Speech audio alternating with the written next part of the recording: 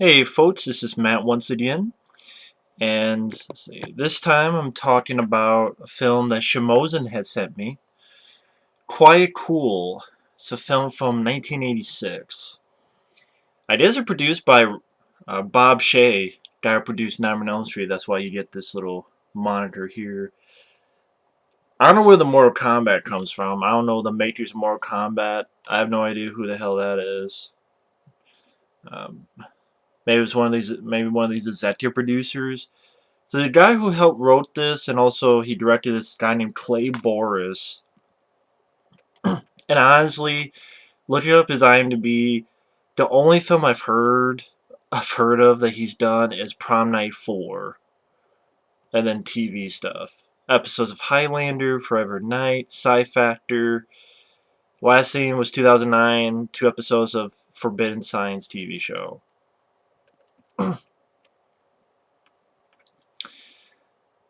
Now, the film stars, of course, James Remar. Now, James Remar, he's been in The Warriors. He was the bad guy in 48 Hours. He was in Mortal Kombat Annihilation.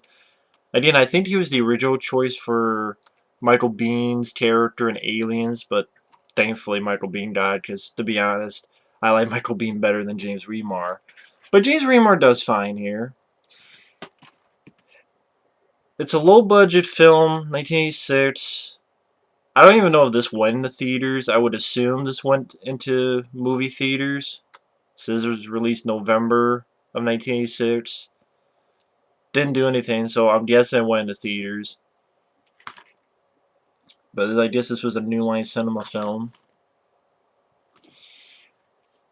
The film itself is just, at best, it's a time waster, but you've seen this film before so many times. You've seen it done better so many times. But this isn't a rant. I didn't hate this film. It's just, it's got a couple of decent stuff to it. James Remar, he's fine in it. It's just, it's there. It's there. I remember being bored in the first half of the film. He had some fun stuff in the second half, but that much. What I mean by you've seen before, I mean, granted, I could say that for 100 films, but yet I enjoyed them, but yet I'm kind of ragging on this. But even though this was a 1986 film, it really doesn't offer a lot of. Alright, thank God I saw this flick. I mean, it's a short film. Without the end credits, it's like an hour and 17 minutes. If you like James Remar and you're a fan of 80s action movies, I guess you could give it a watch if you're curious about it. But again, I didn't hate the film. James Remar, he's a New York cop. He has an apartment that's gigantic and has a fucking motorcycle in the middle of the room, and he eats old pizza. He's a cop who plays by his own rules. You have a decent sequence where he's on his motorcycle and there's a guy which I thought he was kind of a funny outfit with like a helmet on. He has roller skates. Steals this woman's purse and chases after. It's a decent little chase. Motorcycle go through the subway. He comes out of the subway, grabs the guy, gives him the Miranda rights, throws him into the ocean. But then he gets a call from his ex-girlfriend saying, "Could you come down? Could you come over here? Because my brother's wife and his kid are missing." And he said, "Okay, fine." He goes down there, and you find out that the brother, the brother's wife, were killed by these marijuana growers, and the kid is still left alive. And the kid, I guess I think it's Adam Coleman Howard. It's the name of the kid. And when I say kid, he's pretty much a teenager. They drag him, and he flies off the cliff, and he's hanging by a rope. They cut him, and he falls down. Uh, and that guy, he's okay. I mean, granted, he's seen his parents get killed, but at the same time, I couldn't help but thinking his screaming was a little bit over the top. Even though, again, if your parents get killed, how would you scream? But just the way it was done, it's like, just made me laugh a little bit when it's not supposed to. The bad guys, I think one's is Nick Cassavetes. I think he's the guy who has his crazy hair that would make Elvis jealous. Then you have Chris Mulkey. He's a bad guy. This is a guy I remember from Runaway, and he was in a film called Ghost in the Machine. And you have a couple bad guys again, the marijuana growers. The kid survives, and he's pretty much a survivalist. While James Remar gets there, visits his ex-girlfriend, tries to find out what's going on. You have your typical, they're at a sort of a bar, and get a little bit of a bar fight where you have this big fat guy with the craziest cum catcher mustache I've seen in the film in the longest time. And James Remar fucks with him, puts a gun on him because the guy's talking shit, and tastes like the guy's scissors, and does what I was thinking, snips the. Does this? I would have just cut the whole fucking mustache off, but no, he just snips a little bit. Should just cut the whole fucking thing off. That's what I would have done. But just a crazy fucking mustache. Kicks the guy in the balls, says fuck it, knocks him out. Spends the night with his woman, leaves into the woods to find his ex-girlfriend's brother. Finds the kid. The kid has found a couple bad guys.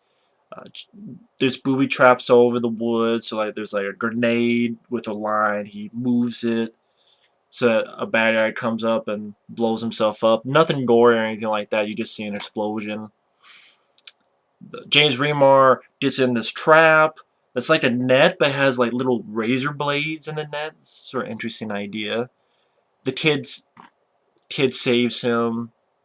They go off.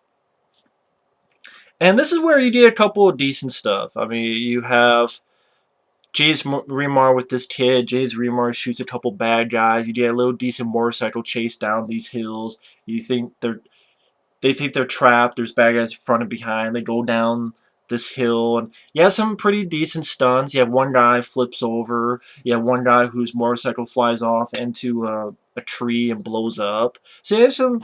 I thought it was a pretty decent action sequence for a low budget film. Pretty decent action sequence.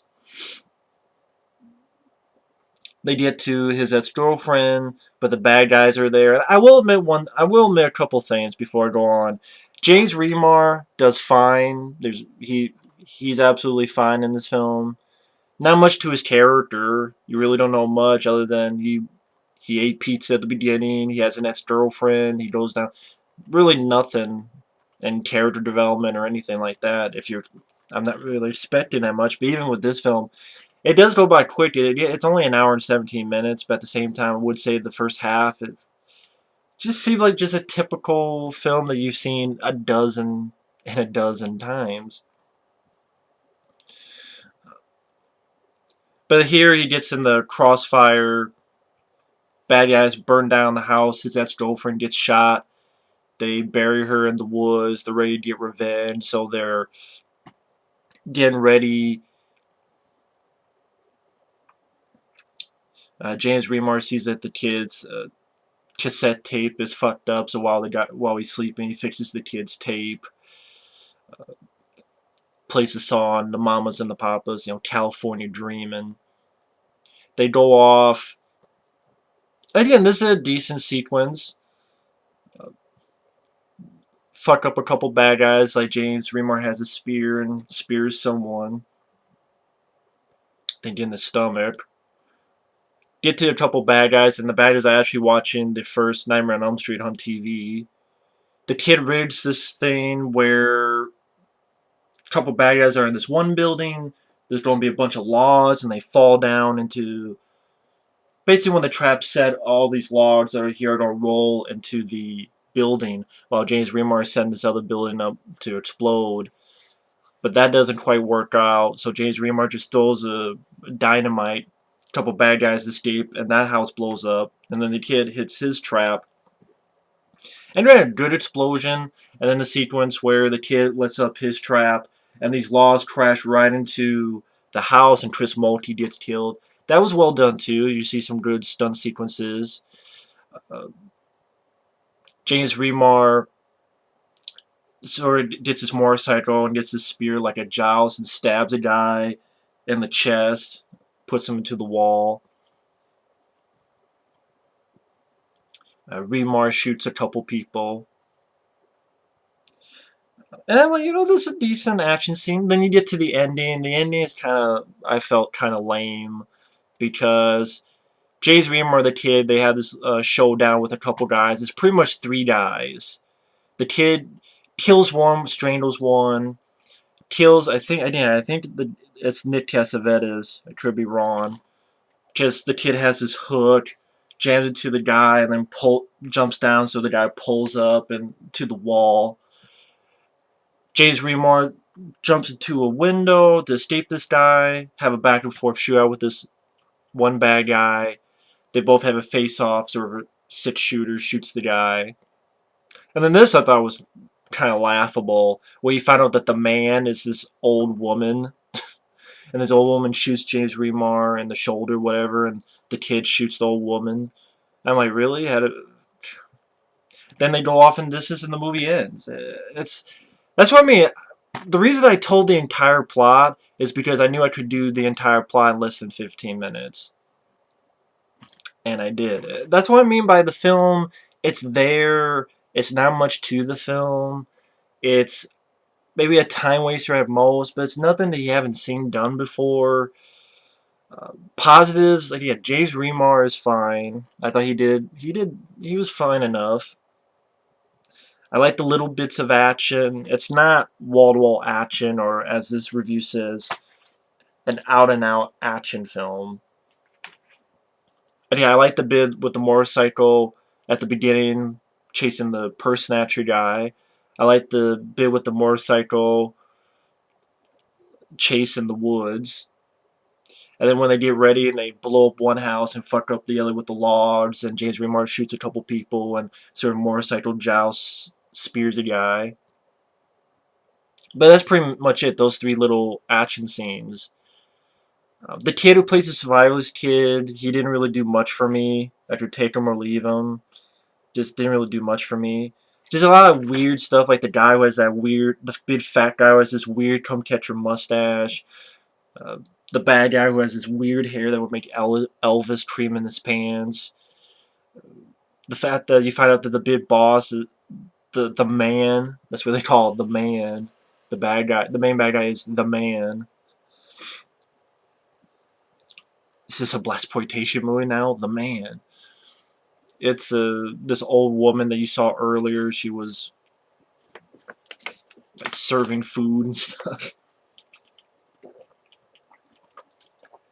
And the ending was kind of lame. It was just James Remar kills one guy, and the kid kills two guys and an old woman. And it's really not much. I mean, well, I guess James Remar does kill one because James Remar has two double-barrel shotguns, and he shoots one guy, but you see the guy get killed off screen. You just hear the noise. That's how I forgot about that.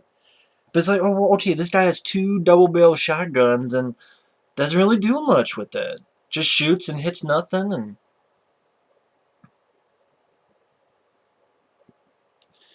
uh, I went by and I'm like, wow, it's done already. I guess that's the finale of the movie.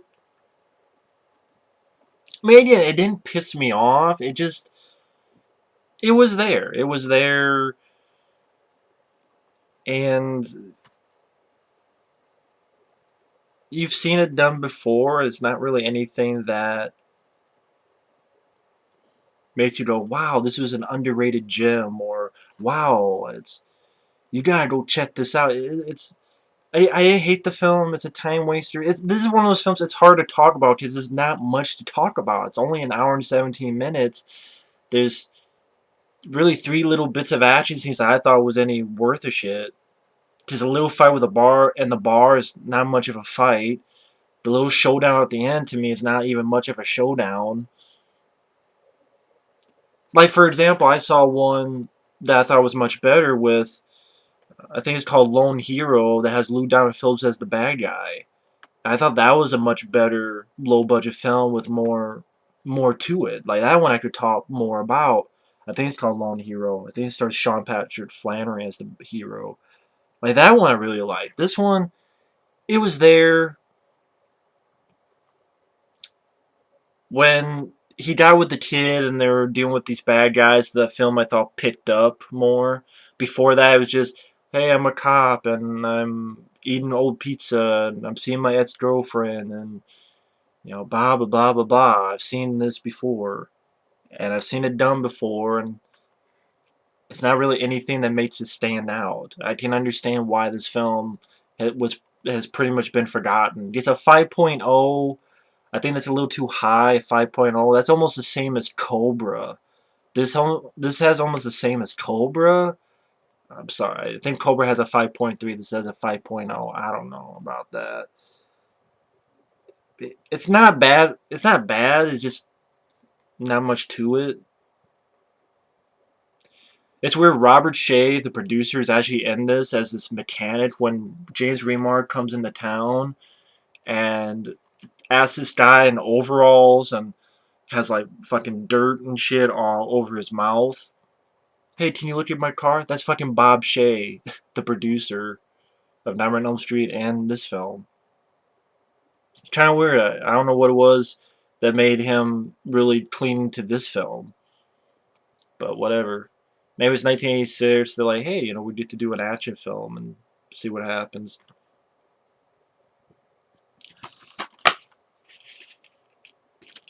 For those wondering, that's how the inside is. But either way, a couple of decent moments, but other than that, not much to it. So I don't know what more I can say, but that's quite cool. Just wanted to review that for Cimozzen. Thank you once again for sending this, and stay tuned for another review later.